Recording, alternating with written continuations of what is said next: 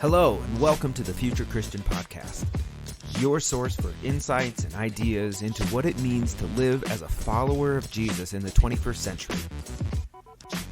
At the Future Christian Podcast, we talk to pastors, authors, and other faith leaders for helpful advice and practical wisdom to help you and your community of faith walk boldly into the future. Here's your host, Lauren Richmond Jr.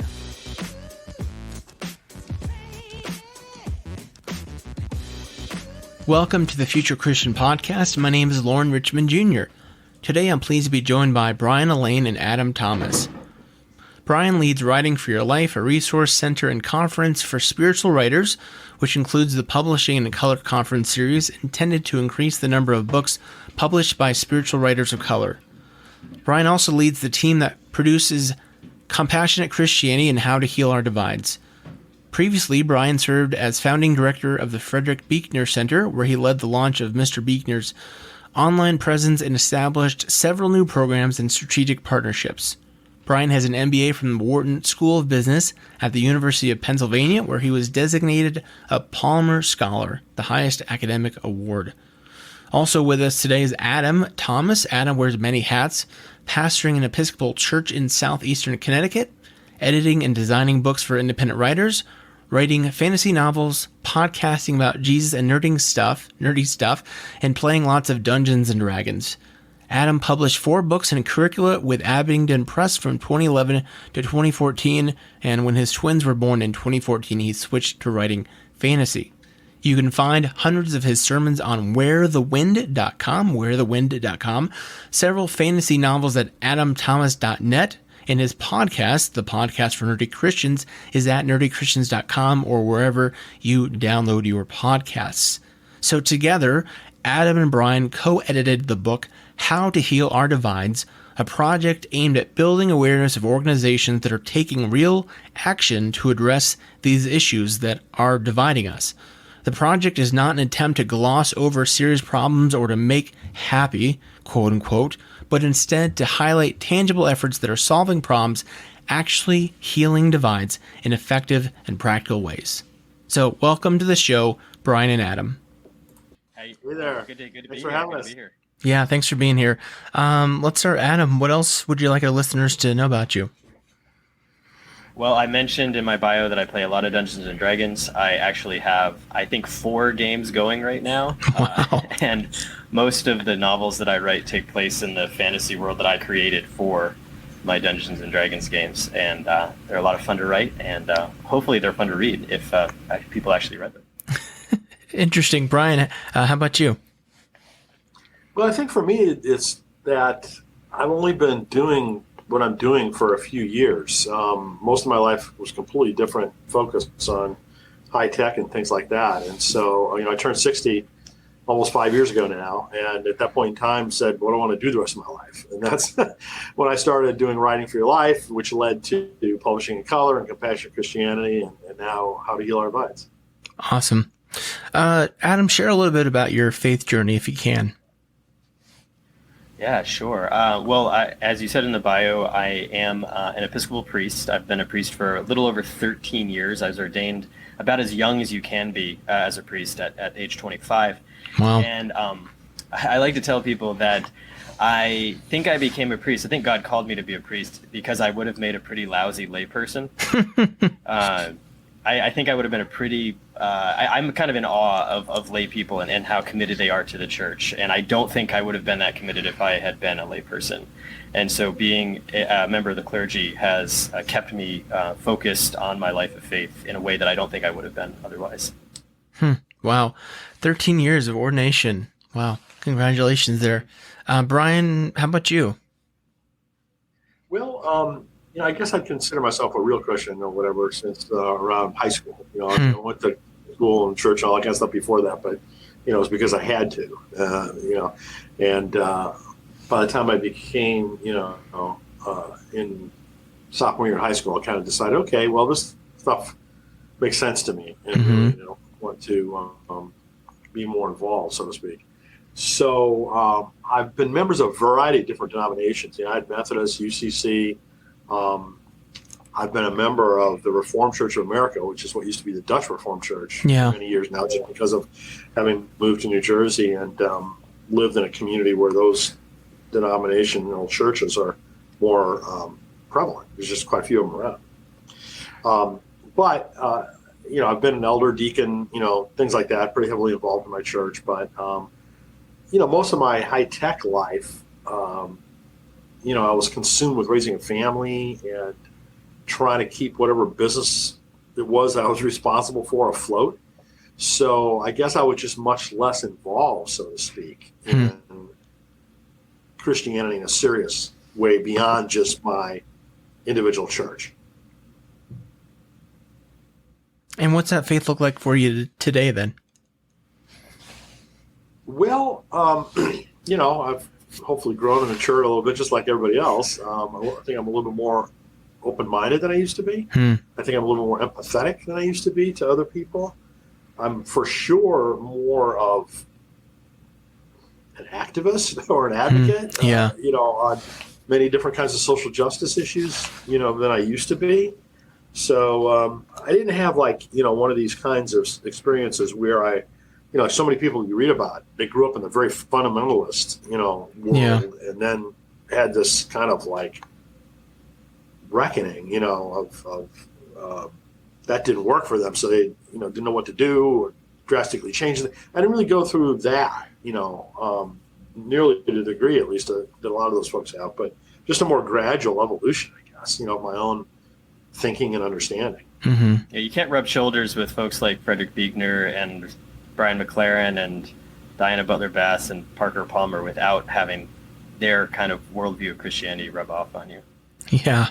What I found is that when I first started reading them, I said to myself, well, finally, I'm reading something that really resonates with me. I've been kind of thinking these kinds of things loosely in my, not very well formed, the back of my mind. And then when I started reading Buechner, because he was the first one of all that group that you mentioned that I started reading, I said, holy cow, I finally found my home. Well, I think you have this author on your website. Unfortunately, he's not with us anymore, but Marcus Borg is one who I'd say saved my faith reading his book, The Heart of Christianity. You're not alone there. Yeah. I did some work with the Marcus Borg Foundation, and I've had several people tell me the exact same thing. Interesting. Adam, excuse me, I'm doing some quick math in my head. We're around the same age, so I'm kind of envious of your career success here. But what year did you graduate high school then? 2001. 2001. Okay, I'm class of 2000. So. Okay, yeah. We both came of age during the school shooting generation. Oh man, isn't that the truth? I don't know about you, but for me, I think Columbine was definitely the biggest event during high school for me. Well, I live in Colorado now, and I went to school in Colorado. I was in high school during that time, and yeah, absolutely. So you were way closer than I was. I was in Alabama. Yeah, I knew some. I knew some guys who went to Columbine. So it was pretty interesting. Share about just a faith practice or spiritual practice that's been meaningful for y'all, or you might recommend to others. Sure, I do. I do silent prayer every morning. I sit for 15 to 20 minutes. I used to time myself doing it, but I think at that point, I would sort of be thinking in my head when you're not supposed to be thinking about anything. I was thinking about when is the timer going to go off. After, say, a year or 2 years of doing this, my body kind of just knew when 15 to 20 minutes had happened. And I was able to come back out of that prayer space. And for me, the silent meditation, because my life is so full of words, the silent meditation is such an amazing practice for me, because it's a place where I can be devoid of words and just try to practice the presence of God in those few minutes. And that's been life-saving. Before that, I did a lot of Ignatian journaling, Then my kids were born, and that practice fell away because I had babies, and I never really had the right schedule to be able to journal. Yeah. And when a spiritual practice starts becoming a burden as opposed to something you look forward to doing, you might not want to do a spiritual practice every day and you still do it, but once it becomes like a burden, you start stressing out because you're not doing it. That's the time where you need to let a spiritual practice go and lie fallow for a time. And so I switched over to silent meditation, and it fit so much better, and at least in this season of my life, and I would highly recommend it. That's a good lesson right there. Brian, how about you? Well, so, I'm an engineer at the end of the day. That's what I grew up, so I have a much different story for that. For me, it's reading. Yeah. Absolutely, without a doubt, reading, because that's where I learn things. Mm-hmm. That's where I get more insights. And so, luckily, I can do that as part of my day job, basically, because I do so many interviews of other authors, and I'm so interested now in, how folks are pushing the envelope for all of us in terms of learning about social justice issues and reparations, and how do we make this country a better place than what it's become. So I'm very heavily, as much as I can, while I'm still doing all my other things, trying to, read as much as I can, because that's what really is so enriching for me. Awesome. Thanks. I'm glad you named reading as a spiritual practice. Yeah, me too. I don't know how many people would consider it. Maybe a lot of people probably wouldn't. It's more things like prayer or meditation or what have you. But, yeah. That just isn't me.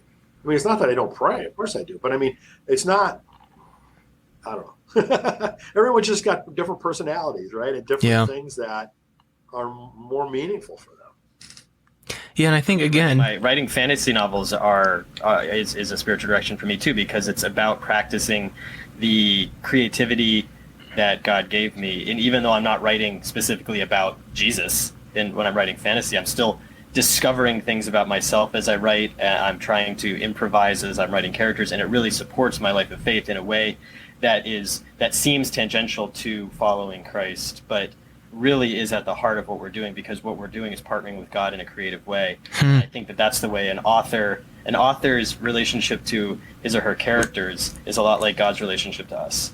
And that's me practicing that is another spiritual discipline.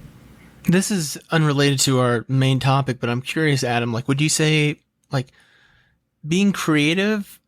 I don't know. I've been thinking about that, is being creative, does it speak to kind of who, I obviously, well, I don't know.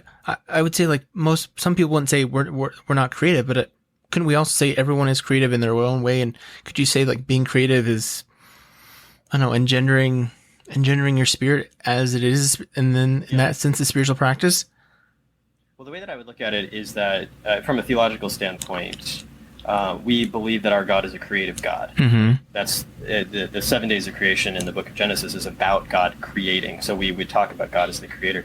We also say that we are made in the image and likeness of God. The image that we're made in, the way that I take that meaning, is not image, not as in God looks like us. Yeah. But image as in the sense that we can imagine in a way that God imagines. There's an imagination, an imagined quality of God's creativity. Look at some of the animals that roam the earth, right? But we also have when we tap into our own creativity, we are living into the image of God. And in the Holy Spirit, in a Christian Trinitarian understanding, one of the ways that we look at the Holy Spirit is as this creative force. Yeah. That the Holy Spirit inspires us in ways to be creative. So anytime anybody is acting in a creative outlet, they are tapping into the image of God inside them. This is a nice little conversation. Well, I'd love to continue on this theme, but we do have other things to talk about, and I know Brian has a schedule here he's got to get to. So, Brian, you said it. You're interested in how to make this country a better place, and I'm assuming part of that process, part of that work towards that, is this book that you and Adam co-edited called "How to Heal Our Divides: A Practical Guide." So, I guess first talk about just kind of how this came to be. Yeah, I'll start, and then Adam can talk more about, once we got into kind of the production Mm-hmm. segment of it. But there were two things that drove that for me that happened last year. One was that because of the pandemic, I was doing all kinds of online interviews. I was interviewing lots of authors, activists, et cetera. And I always felt like, okay, after the election, I wanted to do an interview series about healing divides because I've never seen our country so polarized. And I felt like, okay, after the election would be a good time to do that. The second thing that happened was I was doing a lot more reading myself and about different types of divides, racial, religious, political, what have you. But I was frustrated because I was reading so many good books about convincing you that it's an issue or the history behind how it became an issue or asking you to look inside yourself for your own biases, all really good things. But there was very little written about, okay, what do we do about it? So I wanted to focus, again, it was initially just going to be a video interview series on that. But as I started communicating with people about this idea, it was clear, okay, there's a lot of interest in this, a lot of need for this. And so I said, okay, let's turn it into a book. And let me collect chapters from each one of the people that I'll be doing these interviews with. Yeah. And so I started recruiting folks around Thanksgiving for this. And by Christmas, I was oversubscribed. Wow. In other words, I had more people that had said yes to writing a chapter and doing an interview, in particular about their work, in many cases, because they're about organizations who are actually, doing something practical. Yeah. So I said, okay, well, I'm really onto something here. This, it's got a lot of momentum. So I'm going to turn this whole thing into a platform, meaning websites, social media, emails, podcasts, as well as the book and the video interviews. So that's kind of how it got started. And, I twisted Adam's arm to say, hey, how would you like to help me do this? And then he was the one that actually pulled the book itself together. So you want to talk about that, Adam?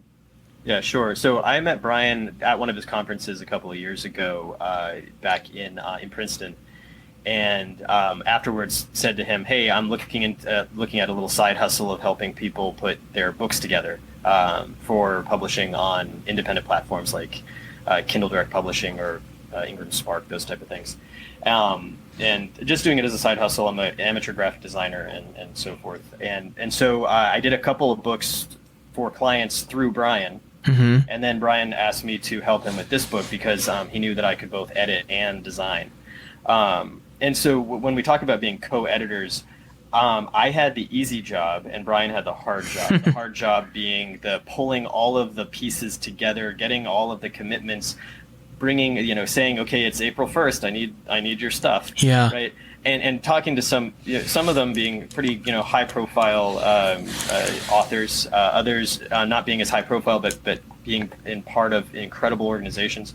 And then my job was to actually read all of the stuff, edit it, so that it doesn't speak with one voice because it's a compilation. Yeah. But, trying to synthesize it so that it all flows nicely. Go back to authors if we needed clarifications about certain things. I didn't want to do so much heavy editing that it didn't sound like them by the time we were done. And then after that, all of the edits were done, I did the layout and design with feedback from Brian. And it was great because I actually got to read all of these pieces, and it really blessed me to learn about all these organizations that I'd never heard of before that were doing the keyword practical things. I've done a lot of reading myself, and so much of it is wonderful, but it's very cognitive. Yeah. And it's not necessarily about, and here's a 5-step process that we've been using for years, and we think it works. And actually, this is funny. I emailed Brian at one point while I was editing. I said, "Hey, Brian, a lot of these are about, the 5 steps to do this, or the 4 reasons that this works, or this, and it's kind of a lot of the same." And he went, "That's a feature, not a bug." Where we're actually showing multiple paths to healing divisions, and it makes sense that a lot of them are similar, but they're coming at them from different angles.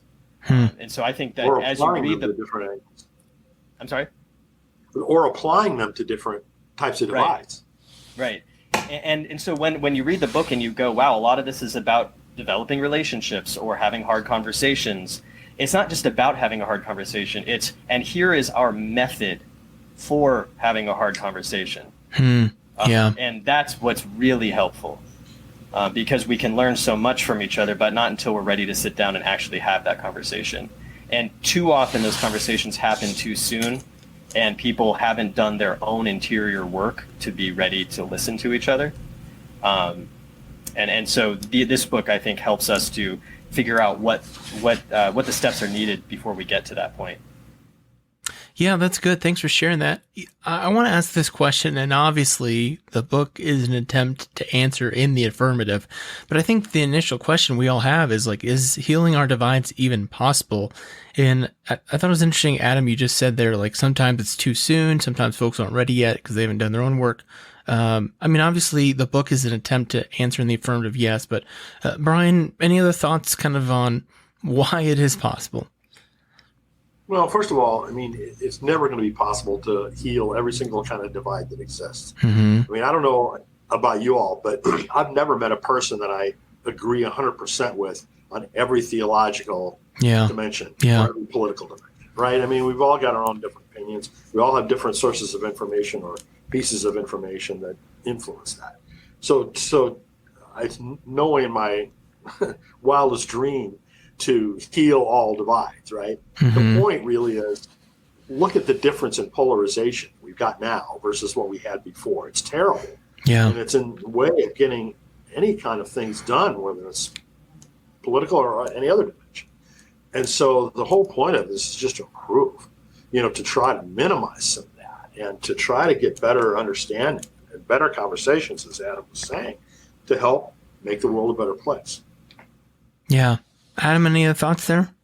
Sure. Again, I'm coming at it from the perspective from a theological perspective. And when I think about healing divides, yes, I do think it's possible.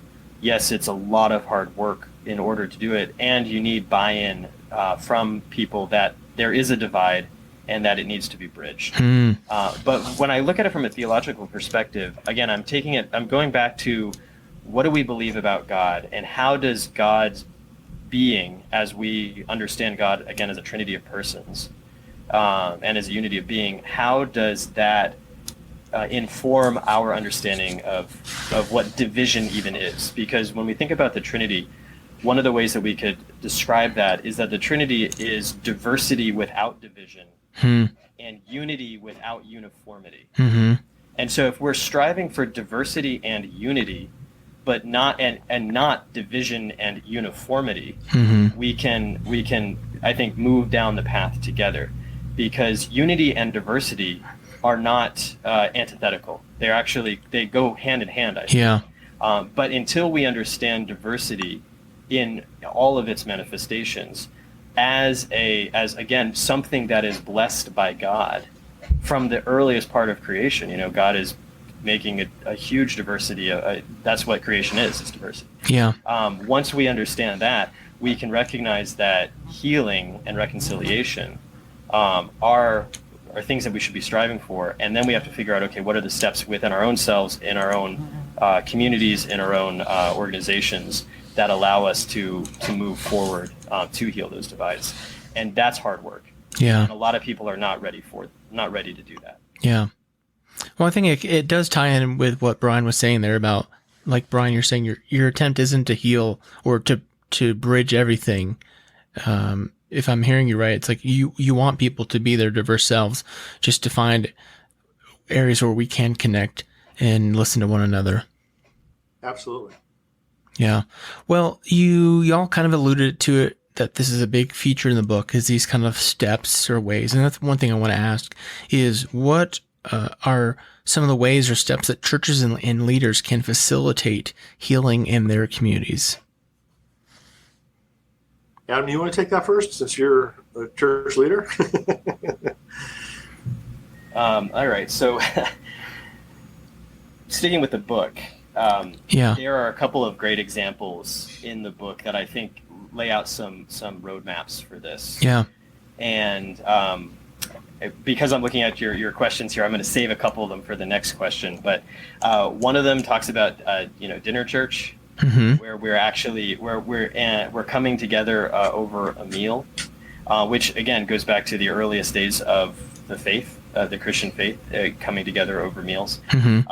And when we do that, we are meeting together on common ground already, because we're all human. We all need to eat.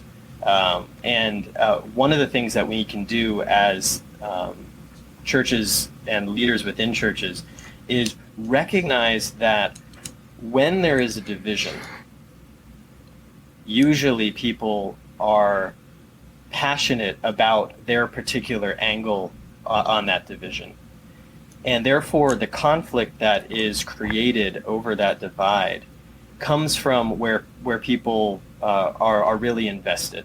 And if we can celebrate the investment of energy into that conversation before we then get to the part where we're actually arguing, we have already taken a first great step. And again, doing that over food is a great place to be, because then we're already sharing something. And once we understand that we're all invested in a particular topic, we can then perhaps listen to one another. And the challenge then comes from hearing something from somebody else that is so completely anathema to your position. Yeah. That you say that your knee jerk is to say, well, I can't even be part of this conversation because by being part of it, I am tacitly allowing that position to be stated. Right. And that's where it gets really tricky. Yeah. And I think that's where a lot of conversations break down. I feel like there's something, at least from my perspective, something somewhat comforting about, a meal, where it's like I have the familiarity or discomfort of this food right in front of me. Brian, any thoughts on what churches and leaders can do? Well, one of the things I wanted to be really careful about with this book is not to say, here's the answer. Yeah. Here's a single answer. Right? Sure. To everyone's problems. I wanted to be able to present a wide variety of different approaches to this, and different organizations to this. And depending on where you are, if you're part of a church or a part of some other organization, or just as an individual, I think different ones of these, hopefully, will relate to you more than others. That's good. So That's good. I just felt like, okay, let's give folks a buffet or whatever you want to use as an analogy. They can choose and say, oh, I really love this. I want to get involved in this. Yeah, that's good. That's exactly what this book, that's why this book is so incredible, I think, is that it doesn't lay out the answer. It doesn't lay out an answer. It lays out pathways that people can try on and experiment with to see which one works. I mean, when you go to the store to buy new pants, you don't necessarily just buy them off the rack. You go in and try them on, and you probably don't buy the first one that you try on. So that's what we're doing with this book. You're going to read it. There's 32 chapters, and hopefully at least one, maybe 10, will really resonate with you. That's been the most painful thing for me about COVID is I can't try and clothes, and I have big hips, and man, I just constantly return things. Anyway, let's get back to it. Adam is paying attention to my questions that I sent him in advance. Hey, if you want to skip a couple of these, no problem. And one of the questions I was going to ask Adam and Brian is, what are the steps that white people, or even more broadly speaking, people in positions of power, which is most often, at least a lot of times, white people, what are some of these steps that white people often overlook when seeking healing, reconciliation, that kind of thing? Do you want to go first on this one, or do you want me to jump in? Sure. So one of the authors who's actually not in the book, Robert P. Jones, wrote a book about, White Too Long, which is a really excellent book. And one of the things he talked about in there in this research with PRRI is that so few white people have any kind of a meaningful relationship with a person of color. Yeah. Right. I mean, maybe they have some casual relationship or some work relationship or what have you, but not the kind of relationship that, you can really talk about difficult topics with. And so how can any of us really learn and understand what it's like to live in someone else's shoes? Unless you have some kind of interaction with them in a meaningful way.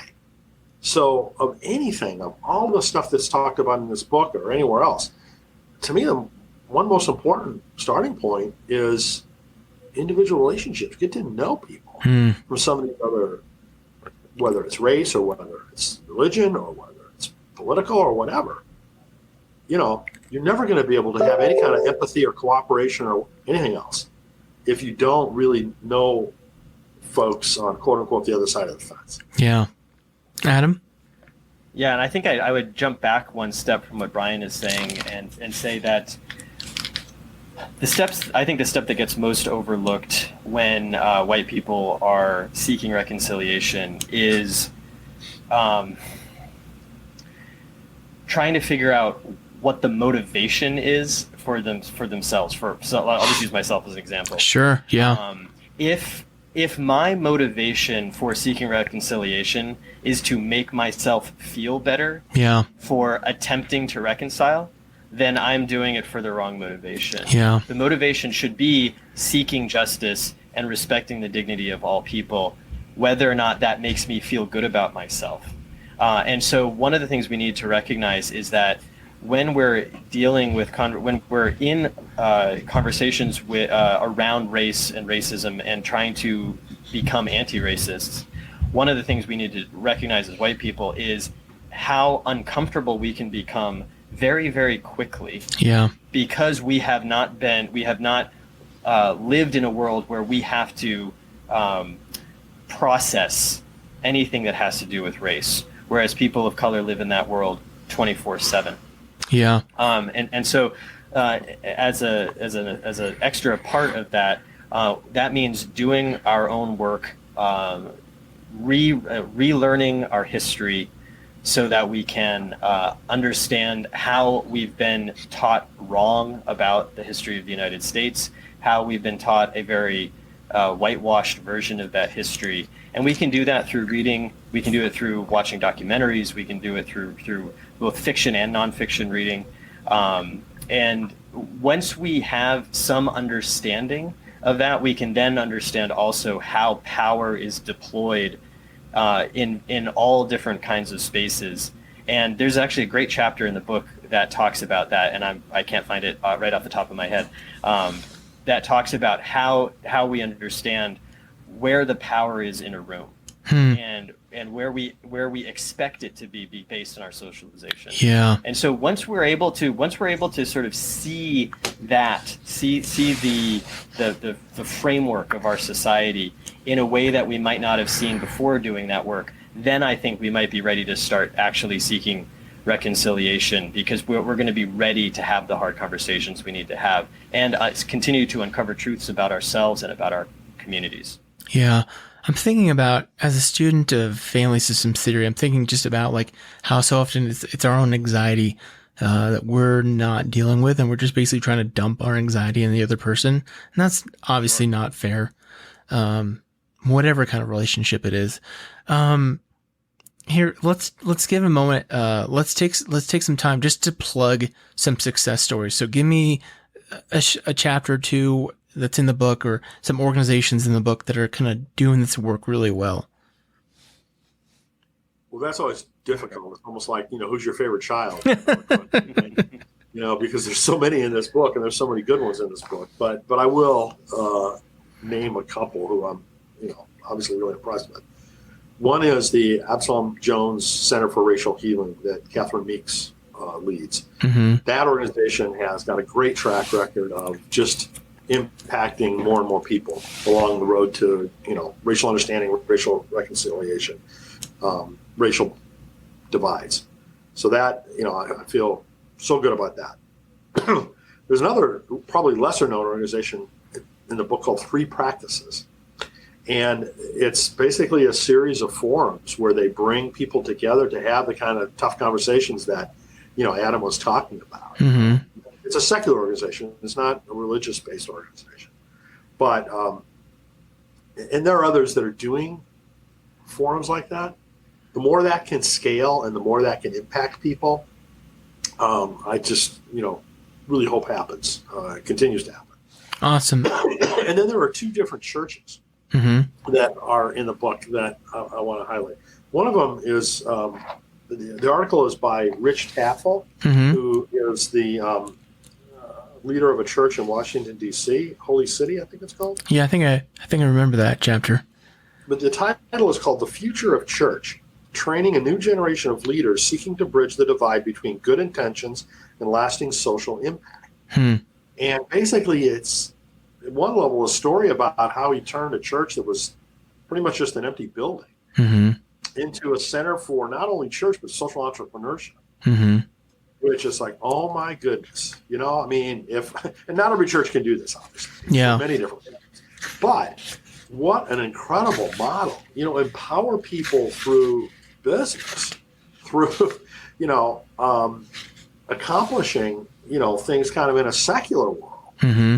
and tie it into our faith, right? And have church support that. I mean, I just love that. Yeah. And then one other, I have to give a shout out to Mark Feldmeyer, who's the pastor of St. Andrew's Church in Mm-hmm. Ranch, Colorado, right outside of Denver. He wrote a book called The House Divided Mm-hmm. last year, which I read, which is why I asked him to contribute to this book. Because basically, as a pastor, he took on a ton of these difficult issues and basically preached about them. Yeah. Yeah. Which is a challenging thing for any pastor to do. But his methodology was he tried to find some piece of common ground. Whether Yeah. you're talking about racism or poverty or LGBT Yep. or immigration or what have you. Let's come to some common, he calls them axioms, but Yeah. some common things we can both agree on. At least that as a starting point for conversation, and then see where we might agree or disagree beyond that. Yeah. Yeah. Good. I know Mark. He's had him on and say he's a quote unquote friend of the pod. Good. I really loved that book that he wrote. Yeah. Adam, how about you? Yeah, so I just wanted to mention the one that I talked about earlier, Yeah. Which is the Better Arguments Project. I was also going to mention the Absalom Jones Center, but Brian beat me to it. Mhm. Sorry. Yeah, so this is chapter 16 in the book. America doesn't need fewer arguments; it needs less stupid ones, which I thought was a great title. Mhm. And they identify. I mean, and obviously this isn't like only to them. I mean, this is pretty common across the spectrum. Yeah. They identify the three dimensions of arguing better, being history, what historical narratives inform our views, emotion, what emotions do we feel when debating this topic, Yeah. and power. How are power dynamics, implicit or explicit, shaping our argument? And then they also have five principles of a better argument, which your listeners can read about if they get the book. Yeah. Need to get a copy of the book. Exactly. I'm really glad that they talk about history, emotion, and power. Yeah. Because I think oftentimes we don't take into account the emotions that we're feeling. Yeah.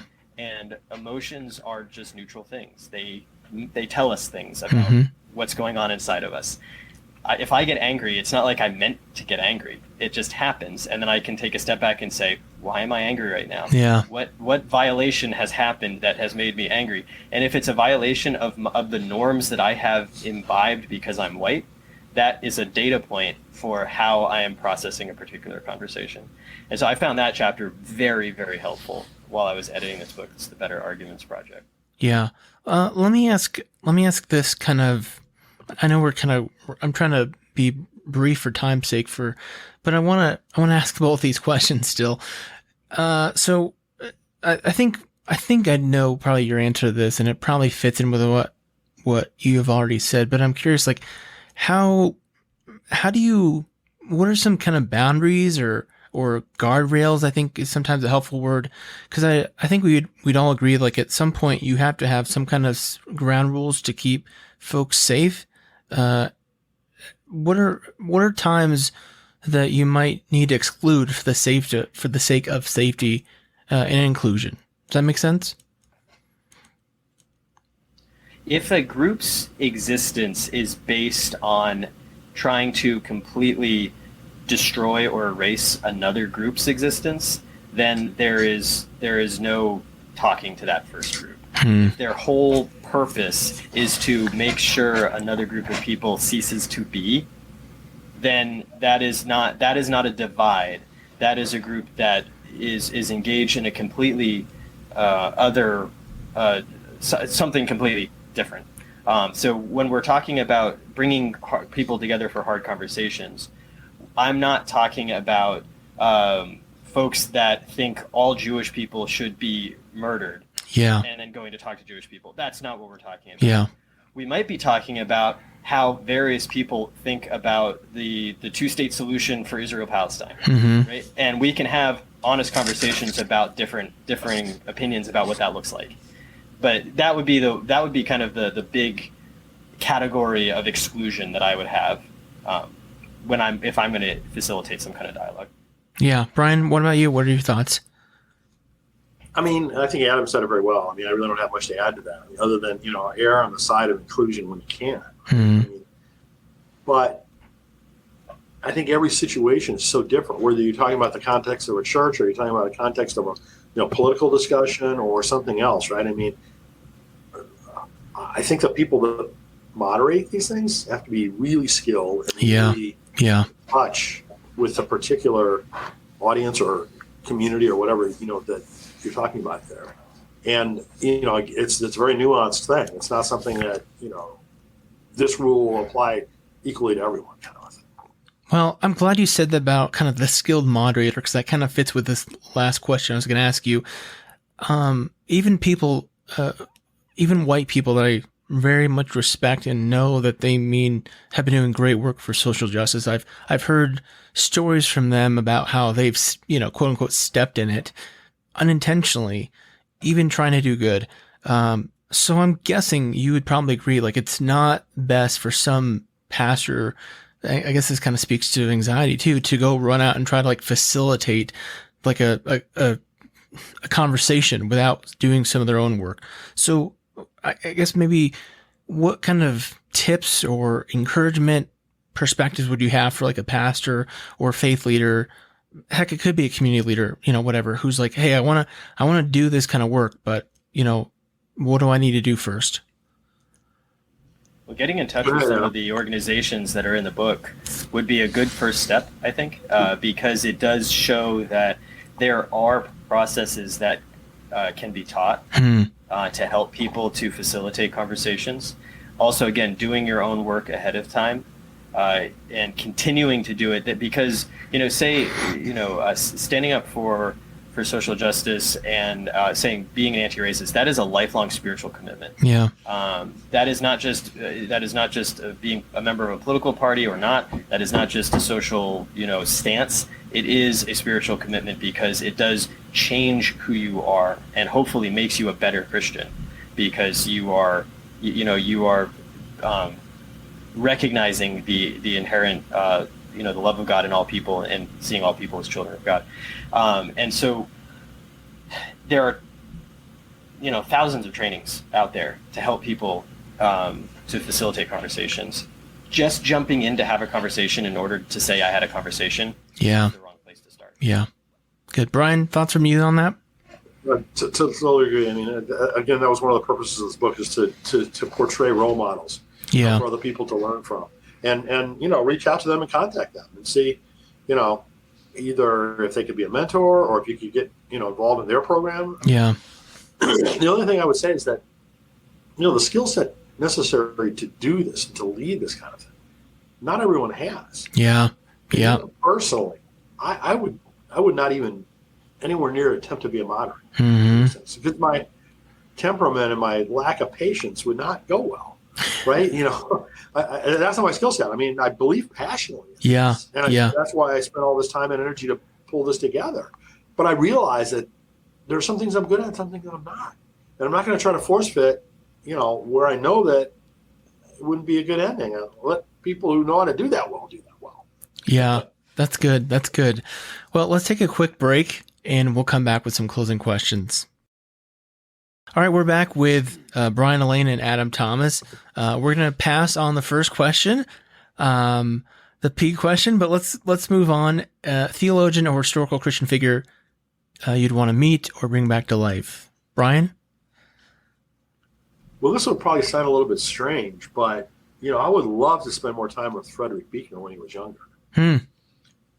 He's 95 years old now. He was, the entire time I worked with him, he was up there in years, and I never really got to have as much of a, in-depth conversations with him as I would have liked, or when he was in his prime. But I have such incredible respect for his wisdom and skills and insights that I would, dearly love to be able to spend more time with him. Cool. Adam, how about you? I've got two. I've got one who is sort of ancient and one more modern. The ancient one is St. Augustine of Hippo, because his book, the Confessions of St. Augustine, was seminal in my call to ordain ministry. The introspective nature of that book, which is basically one long prayer, really what started me on the path to becoming a priest. And I'd love to have a conversation with him, although I think I need to brush up on my Latin. My modern one is Howard Thurman, hands down. I read Jesus and the Disinherited in seminary, and actually we talked around white supremacy earlier. Yeah. That was literally the only book by a black person I read in seminary. Wow. Which is crazy if you think about the fact that, I didn't read any James Cone, or I have since, but not during seminary. And Howard Thurman, being kind of the grandfather of the civil rights movement, being so seminal in the life of Martin Luther King Jr., and his book, that little tiny book, Jesus and the Disinherited, I would highly recommend to absolutely everybody. It is an incredible book. And Howard Thurman has a quotation that really speaks to me and kind of guides my life. He said once, "Don't ask what the world needs. Ask what makes you come alive and do it. Because what the world needs is people who have come alive." And that just really speaks to me. Yeah, I love it. Brian, hopes for the future of Christianity. Well, I hope that collectively we can show more empathy. Being able to live in other people's shoes and understand their lives, what they've faced. But probably at the end of the day, I just wish we would pay attention to what Jesus said. I mean, I really love the name of the organization that Shane Claiborne started, right? Red Letter Christian. Yeah. Right? Let's just go back and pay attention to what he said. Yeah. When he was trying to be a role model for us, right? And I think if we could just do that, we'll come a long ways forward from where we are right now. Yeah. Adam? Because Brian took Jesus' words as his answer, I will go a little more structural then. I think that where we are right now, at least in Western Christianity, we are in a moment where the church is losing the power of empire. The church has been embroiled with the empire since the 300s AD, and nowadays we are shedding that imperial structure, and that's causing tons of consternation across the church, and at the same time offers us incredible opportunities to recapture the work of the apostles when they were in that early church, when they were these entrepreneurs of this new faith, and were able to go out and proclaim the gospel in authentic ways that were not contorted by the trappings of empire. And the more we can distance ourselves from that imperial model of the church, the more we actually do get back to the words of Jesus and see them for what they really are, which are words of life and words of liberation. And that's my hope for Christianity. That's good. Amen. That's good. I like how you tied it in there with Brian's answer. I'm a preacher, Lord. Yeah. Love it. Brian, where can people find out more about you? And then Adam, you can follow. Well, I don't care for them to find anything more about me. That's not necessary. What I want them to find out about is this book and all these organizations that we highlight. Yeah. So to do that, just go to howtohealourdivides.com. Just all spelled out, run all together, howtohealourdivides.com.